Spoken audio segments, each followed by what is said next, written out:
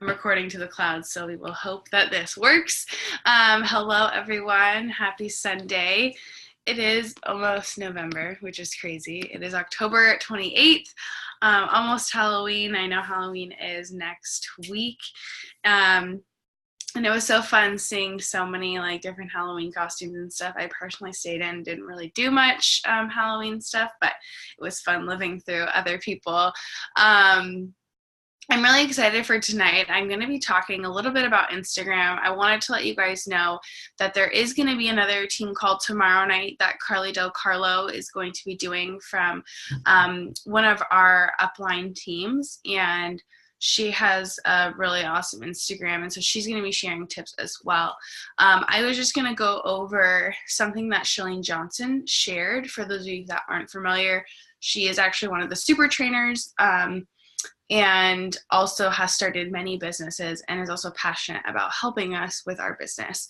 So she's always giving out tips. She has podcasts with free content, and I'm going to start with that. And then I wanted to get into mindset, unfucking yourself. And I'm sorry if there's kids around, but that's the name of this book. And it is so good. I actually posted about him today on my Instagram story, and one of my friends had said that she listens to Gary Bishop and on podcasts. He's really inspiring and just is a no BSer. And I've been telling Andrew to listen to it because he's from Scotland, or he's Irish, and so he's very entertaining to listen to. I love his accent, but he's like, I'm not going to give you the sparkly things and the rainbows and sunshines. I'm just going to tell you how it is, type of thing. And so I really enjoy and have really enjoyed this book. I actually went and got it today, so this is what it looks like if you're interested in a new PD book. So I'm going to share my screen with you, and I also just want to say that this is in the team page. Evie has shared it with us, another coach, and this is her Instagram growth guide. I actually invested in Marketing Impact Academy 3 years ago now and went to her live event, and I still get access to that. So I'm also going to be going into all of that training, going through that, and then sharing what I learned in there as well. And I'm saying that to keep myself accountable to you all, that I go in there and utilize that. So basically, she talks about how things are changing. There's 5 ways now for our audience to view our stuff. There's the stories, there's the pictures, there's the discover feed. Our audience's attention is grabbed in many different ways. So they said that there's the carousel posts, which is the swiping left, to utilize the 10 slots. Instagram stories, IGTV, think YouTube, but on Instagram. Instagram live, and blog posts. So there's 5 things and 5 ways to do things on Instagram. So with that, basically she talks about how the engagement has been decreasing, or maybe it feels like your engagement has been decreasing on Instagram, because there's so many different things and ways for our audience to view it. And it also may feel overwhelming because you're like, okay, so there's 5 things that I could be doing. Where's my time going to be best spent on Instagram? Where's my audience spending their most time? And also, she said now there's this pressure to come up with these beautiful curated photos, professional photos, long blog posts, a special hat, your life's amazing, why even bother, type of thing. So she said, don't throw in the towel. Let me tell you these 5 things you can do differently immediately to make an impact. So these are 5 ways to boost engagement and hack the 2018-2019 Instagram algorithm. And I wanted to bring this to your attention because Instagram's always changing. So if you're watching this call 3 or 4 months from now, this could be completely different. So make sure you're always doing your research. And I'm gonna talk also about this not yet mindset. I came across a TED Talk earlier today when I was just kind of prepping for this call. And it really made me think about how we can use that in our minds as we're building our business and as we're learning these things, instead of being hard on ourselves for not knowing something. It's just not yet. We just don't know it yet, and that's okay. We're learning. It takes that failure pressure. So number 1, create savable posts. So you know how on your Instagram, at the very bottom of a post, there's a tag like on the very right end, the right side, bottom right. That's saving a post. So that's like bookmarking a post. Instagram notices that. They notice when people are saving your post. So you can go back and view your insights on your posts and see how many people are saving your posts. So this, it tells Instagram, this isn't just something I like, it's something I want to come back to and look at later. So for me, I save posts all the time. I save posts for because I'm inspired by it, or because I love what the advice that they shared, so forth. So are you creating savable posts that people want to save? Create carousel posts. So getting someone to swipe left, because this Instagram can see in each time it's recording as this activity. So basically it's telling Instagram, hey, this person is spending a lot of time interacting with this content. And you can go here for more tips. So just know that there's more tips and stuff on that. And then Instagram stories. Obviously, we know over 70% of people say that they are now looking at stories over page content. So you know why people share when they share a post on Instagram, on their Instagram stories, is because most of the time people won't know that they've shared a post on their Instagram until they've shared it on their Instagram story that they shared a new post. So it's not to be like, oh, look at me. It's to be like, seriously, like people go to Instagram stories first. Before, a year ago, people would get on Instagram and just start scrolling. But now, I don't know about you, but I'm looking at people's Instagram stories the first thing I do before I scroll on my Instagram. I'm curious, what do you do? Do you go to stories first, or do you look at people's stuff first, like on the feed? Because most of the time, what you're doing is what everyone else is going to be doing, so kind of think about how you're doing. Not all the time. And then also, she was just kind of creating a, just to show us kind of what this can do. So it can boost your engagement by up to 500% in less than 3 weeks. So basically, this girl did one right here, the home workouts for you. Actually, I'm pretty sure this is an account that Chalene Johnson runs. So basically, they did the carousel post over here and not over here. 9 comments on the non-carousel post, 81 comments on the carousel post. So you can just see the difference about how it's engaging, because there's just more content. There's more, you're just utilizing more of that space. And then also, here are some quick tips to be an Instagram Stories Pro. So post at regular intervals. When you post each time, that pops you back to the front. So it's popping you to the front of your people's little bubbles at the top every time that you post a new story.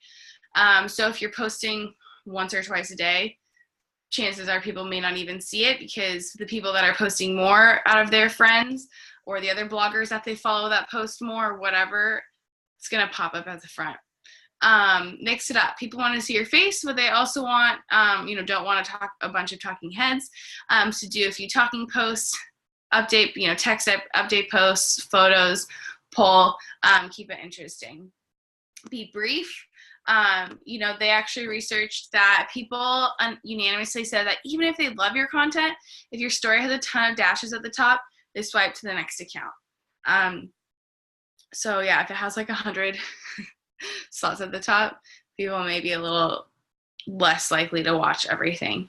And then post captions. Okay, so I started doing this. You can go to my stories today. I kind of went on a rant about this book and a few other things. And I now assume people are listening with their volume turned down, because sometimes I am. Sometimes I can't have the volume up. So if you can caption kind of summarizing what you're talking about, I also think that it makes people continue and engage and stay on your Instagram stories longer. So I think Instagram can also see who probably stays and watches your Instagram stories versus how many times they're swiping away from it or tapping through. I'm like, they're watching it all. So I think that the longer you can have engagement on the stories as well, having a caption helps, because people take time to read that. They want to read what you're writing, even if they're listening. So I do that. And then, I thought this was great as well. There's some subtitle apps. So instead of you having to always summarize your stuff, you can use, it's called Clip-O-Matic or add subtitles. And so you can do that after you like go into Cut Story or whatever. So you can upload your videos and then it puts on clean cut subtitles like it would have on a video. So I thought that was really cool. I didn't realize that there was like subtitle apps instead of having to do that. And then another thing, like build your text posts. I know these might be things that you guys already know, but assume that people are reading slow or don't realize they can hold down the screen. So it kind of, some people don't know, like, this is another thing that I'll say, I never assume someone knows how to do something. Like I always treat it like we're back in like the 1950s and the computer is new. I just never, because this is my job and this is something that I've gotten really comfortable with over the last 5 years. It's not like I was, Instagram stories was not even out 5 years ago, so I've had to get comfortable with it over time. But always treating it like, they're not going to know that you can hold down. They don't know all the little things. So this helps them. So like they can get, and plus it's going to bring your story back into the front every time. So it does also help with that. And I feel like people read these no matter what I do. Even if I'm tapping through. And then also make your stories interactive. I love how she's like, we're all like little kids. We like buttons, and nobody wants to be talked to. We like dialogue. So ask questions. Don't give people all the information. Create that curiosity. So people want to engage in direct message, which brings me to the next point. It's like dating. Don't give everything away. Leave them a little curious so that they're asking you a few questions. So you're creating that engagement, things like that.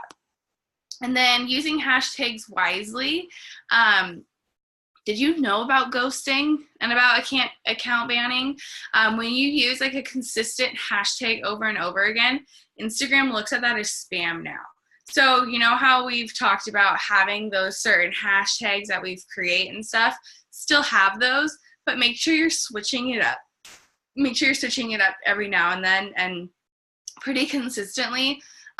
Or your stuff isn't going to pop up in the Discover feed. And your Discover feed goes off of who you follow, what you like. Instagram's looking at that. So if it's not positive, start cleaning up your feed. Like, I think that sometimes people are like, social media can be so negative, blah, blah, blah, which sure, I think it can be as well, but who are you associating yourself with then on social media? Like, who are you, like, whose pictures are you liking and stuff? I know for me, like, I just kind of have muted people, and you kind of just have to, go through who really serves you and is not going to take away energy from you. Because at the end of the day, your energy is super important, and we're going to talk about kind of mindset stuff, but so interaction. And I had a call with one of my friends, Alexis Doss. I don't know if those of you are familiar with her, and she was telling me how she felt like Instagram was kind of messing up her feed or whatever. And so something she's been doing is, instead of going and liking things, she goes and she comments on at least 3 people's pictures every single day. And I do this as well. Like, I go and comment, but I want to be more specific on at least 3 to 5 people. And then she was saying, go back a year if you can, and go to the people that have liked your posts and go and start commenting on theirs as well. Because what's happening is the algorithm has changed. So your posts might not be popping up in people's feeds from a year ago, and they might be like, oh my gosh, I totally forgot I was following that Jeannie girl. You know what I mean? And then they want to be like, why not? Why am I not? And And another thing is you can help people by directing them to turn you on, basically. That sounds really weird. But turn on your Instagram that whenever you post, you are, they get notified. So if they really want to know that you're posting and stuff, you can help them, encourage them by doing that. And yeah, so then also don't just reply with a heart emoji or thank you. Ask a question and continue the conversation and engagement. So yeah, so this is in the team page. I wanted to just share it with you because I felt like it was helpful, even though I knew a few things. Oh, Shock Factor. I have not heard of Shock Factor.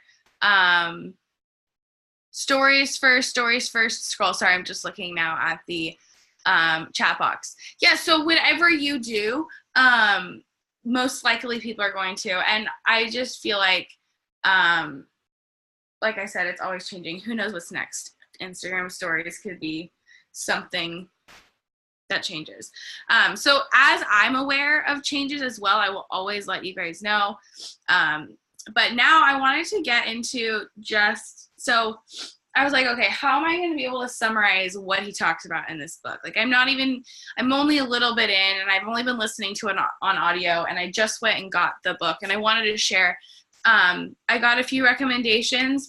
Someone told me that at your library, they have audiobooks. So go to your library. They could have this for free on audio instead of Audible. If you don't want to invest in Audible, you do get your first credit for free, but then it's about $17 a month after that. Also, if you have a Kindle, you can download Kindle at library. The only reason why I don't get like the hard copy at a library is because I enjoy highlighting and writing on stuff. But I'm actually going to start looking at audio there first. So I looked up this, and it's my top 10 takeaways from this book, Unfuck Yourself by Gary John Bishop. And I feel like over the last 5 years, I've had to go through a lot of growth experiences when it comes to my mind. I feel like when I first started living a healthy lifestyle, I did not start reading personal development right away. I looked over it. I looked past it. I thought that I didn't need it. I just didn't really take it seriously. And then I realized that I needed it when I was doing all the things, but like there was things that was still coming, like they were still coming up. And I was like, okay, it's my mind. Like my mind is what's blocking me. It's what's stopping me. I had a lot of limiting beliefs from just my past, just from how I felt. And sorry guys, I have something in this eye. I'm going to try to keep talking, but I'm trying to get this out. I like see it, and you see that like fuzzy thing in your eye. And so with that, I still felt like things were coming up. Like things are so good, but like I still feel like I have these limiting beliefs and I have these reservations in my mind. And I was like, okay, I need to get down to the bottom of like what's going on in my mind. And I kept seeing this book. It would always be like a recommendation on my Audible. I just never got it. I went into a bagel shop probably 2 weeks ago, ran into this girl who I went to high school with, who was maybe 3 years younger than me, recognized me, and was reading this book. And I was like, okay, I think I need to go buy this book now, because it's just been, and I just, like it's just about your mind. So get out of your head and into your life. And that's really what he talks about. So number 1, life won't stop for your pauses and procrastinations. It won't stop for your confusion or fear. It won't continue right along with you or without you. Whether you play an active part or not, the show will go on. And so I love this because he talks about our habits. What are these habits that we've created and formed in our life that could be stopping us from our greatest potential? And I've really been looking at what are my bad habits, because we all have bad habits. And what are these things that I'm continuing to do that I need to work on for myself? Number 2, you must first accept that while there are things that have happened in your life that you had no say in, you're 100% responsible for what you do with your life in the aftermath of those events. Always, every time, no excuses. And I really wish that I had his accent because he's probably so much better to listen to. And I'm curious, what do you feel like with your mindset, if you want to share, that you struggle with most? Is it that you create excuses for yourself because of something, or were you told you were never smart enough? Like, I know Mandy Kai on the National Wake Up Call, she was talking about how her like teammates would tell her she was never going to be a good leader. She was never going to come out to anything because of her attitude. Was there something in the past that maybe has stuck with you? Number 3, you are 100% responsible for what you do in your life. And I remember when I was going through my divorce and trying to figure out, all the things that I needed to do and stuff like that. I just always remembered repeating to myself, I'm in charge of my actions. Like, I'm in charge of how I respond. I'm in charge. Like, I may not be able to control him. I may not be able to control the situation, but I can control myself, and I can control how I'm going to respond to certain situations. And I think that gave me so much more power. But I don't feel like I would have had that mindset, or I would have thought that way had I not been prepared for the years before, when it comes to my mind and my mindset. Because I was not always like this. I did not always resort to books. I was not going to the bookstore often. Number 5, in simple terms, the language you use to describe your circumstances determines how you see, experience, and participate in them, and dramatically affects how you deal with your life and confront problems, both big and small. And for this, I think a lot of it I have been struggling with just because I've been living still at my parents' house and just kind of trying to figure out, and so many things that are changing and stuff that's going on. But I'm looking at it as a blessing because I wasn't around a lot in high school. I didn't really spend time at home, and I feel like it's given me an opportunity to really have more of a connection with them and a relationship with them, where I could look at it as a negative thing, where I'm looking at it as more of a positive thing. So really just like choosing that mindset, right? Choosing that mentality. And then I'm going to so another one was, I found that positive self-talk can dramatically improve mood, boost confidence, increase productivity, and much more. In fact, as evidenced by Professor Hart and his studies, it can be one of the key components to a happy, successful life. The bad news is the reverse is also true. I love when he talks about this. He says negative self-talk can not only put us in a bad mood, it can leave us feeling helpless. It can make small problems seem bigger, and even create problems where none existed before. Here's the breaking news. Your self-talk is fucking you over, and in ways you can't even begin to imagine. And this is so true because, or at least for me in my life, this is like, Andrew and I have been going through just like changes and trying to figure out where we're living and all these different things. And life is really good, right? But we've been having these like moments of like, what are we going to do? Or like, what's going to happen? And I wouldn't say like arguments, but very passionate conversations. And I'm like, but then I'm like, why? Like, we need to be more positive about this, because at the end of the day, like, we're going to be like, things are going to work out. They're going to happen. And sometimes you don't have control over those things. So really trying to switch that. And so I think the reason why I love this book is it's helping me switch my mindset more than it already was. I think sometimes people think I have the most positive mind and stuff. The times you need to read more personal development, more books like this, are the times that are the hardest, in my opinion. Or at least the times where you feel like at least it's a season change, weather change. I don't know if weather affects you, but it affects me. It doesn't really make me want to get out of bed in the morning. So, you know, you want to, as your seasons are moving and progressing, you know, you just have to know that no matter what, it's going to happen. But having these tools, and like Coach Tulin said, collecting these little tools and adding them to your tool belt every single day, even if it's going to help you in the moment, may not help you in the moment, but it could help you in a few months down the road. And so never, you know, blocking something off or cutting. And Rachel Hollis and Dave Hollis were talking about this. I was listening to one of their podcasts. It's also about habits. I've really been on this tip about bad habits lately, because I think that I'm doing more subconsciously than I realize, and I'm trying to address that myself. And so she was talking about how in those harder moments, when you do have that partner and maybe one of you isn't doing the best in that moment, you have to be that positive person for that person, lifting them up in that moment until they're there in that moment again. And I'll tell you, Andrew's been struggling because insurance sucks, one. And thank goodness November 1st is right around the corner. He still has to get surgery for his umbilical hernia, and he hasn't been able to work out for a month or a year. And it has seriously impacted himself and his mindset and just the way he feels about himself.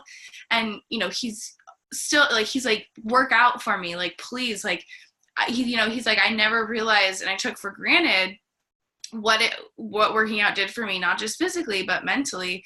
And I feel like the reason kind of why I'm getting into this too is because I feel like I've been that person for the last year. When we met, like, we were both super, like, really in working out together, doing all these things. And I do feel like for the last year, you know, I've been helping us stay positive. And so when sometimes that, you know, we can be negative, or one person can be negative, you have to stay strong and be that positive person in that relationship, because it's gonna happen. Life happens. And there's gonna be moments where I'm not strong, and he's gonna have to be that, you know, stronger force for us to carry us through a hard time. They talked about that in their habits podcast that they just did.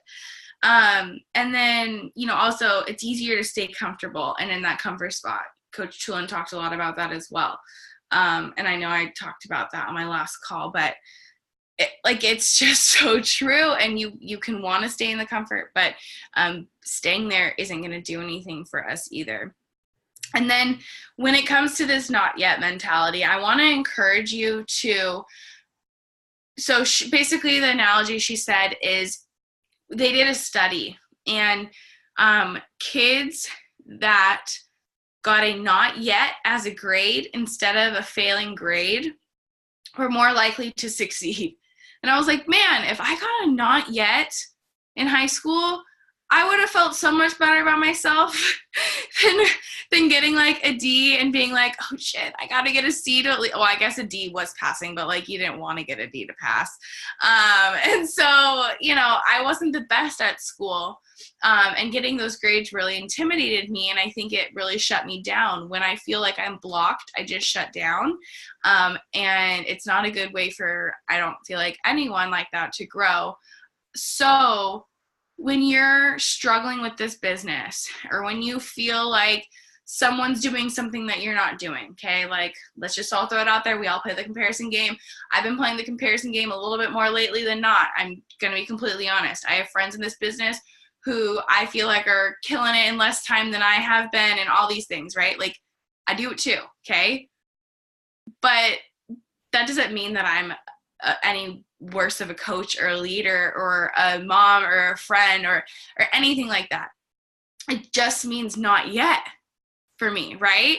It's a not yet thing. It's not like, doesn't mean that I'm gonna be like, oh, nope, I'm throwing it in, gonna like quit my whole, like, no, like, that's just not how I think. It's just not yet for me. So, you know, the next time you're like, oh, I'm horrible at making graphics. No, you're not horrible. You're just learning and you're practicing, and you're not yet at where you want to be for your standards, okay? Because at the end of the day, we put standards and we put these things on ourselves. We're our worst and own biggest critics. I can tell you I'm my biggest critic. I am my worst critic. I'm my best critic. But at the same time, sometimes I think that we can look at the worst versus the best, and we can put ourselves down more than we can raise ourselves up. And so I just want to let you guys know, if you're going through a season right now, or you're going through a hard time, or like that's just happening right now, and you get to choose whether you're gonna feel it and go through it and push it and have this growth mindset, or if you're gonna have a non-growth mindset. So I'm gonna post in the team, because I wanna let you guys go. It's been 30 minutes, and if you guys have any questions, or if you want me to talk about anything else really quick while I'm still recording, please type in the chat box. But I actually found a growth mindset quiz, so you can test yourself to see if you have a growth mindset or not a growth mindset. And what you can kind of do, I literally just Googled mindset tests, because we've been doing a lot of the personality tests and stuff, and I was like, I wonder if someone's made a mindset test. And they had, and I took 2 different ones just to kind of see, like, you know, what they were. One of them was only 8 questions, and one of them was like 4 pages of like 8 questions. So I can post both of them, and it's kind of interesting. I had a growth mindset. Andrew had a unsure. And it was great. I didn't tell him it was a mindset quiz. I just started asking him these questions. I was like, hey, just from, you know, agree, maybe disagree, tell me, you know, what you think. And then he was like, that's bullshit, whatever. And I was like, no, you're just mad because you don't have the growth mindset yet. It's okay, babe, we'll get there. No, just kidding. What do you mean he had not yet? You can unmute. That's his mindset. Not yet. Yes, exactly. Not yet. He is not there. It's just not yet. Yeah, not yet. And honestly, like, he started a sales job too. And if you're not doing personal development, like, you're not, you know, you just in anything, you have to. And I want to say, he has kind of like a team meeting every Wednesday. So, you know, I know we have team calls, and these are kind of like team meetings. Like, if we're in a corporate world, or we had, you know, it was a different job, you're going to have team meetings. I know when I worked at Victoria's Secret, I had team meetings. It's just a common thing. So I appreciate you guys getting on and being on Sunday night every week. I know that we all have lives and families. But I find these really important, and I look forward to them. So I'm happy that I'm here with all of you. I'm going to stop the recording, and thank you for watching the recording if you are watching the recording, and we'll see you next week.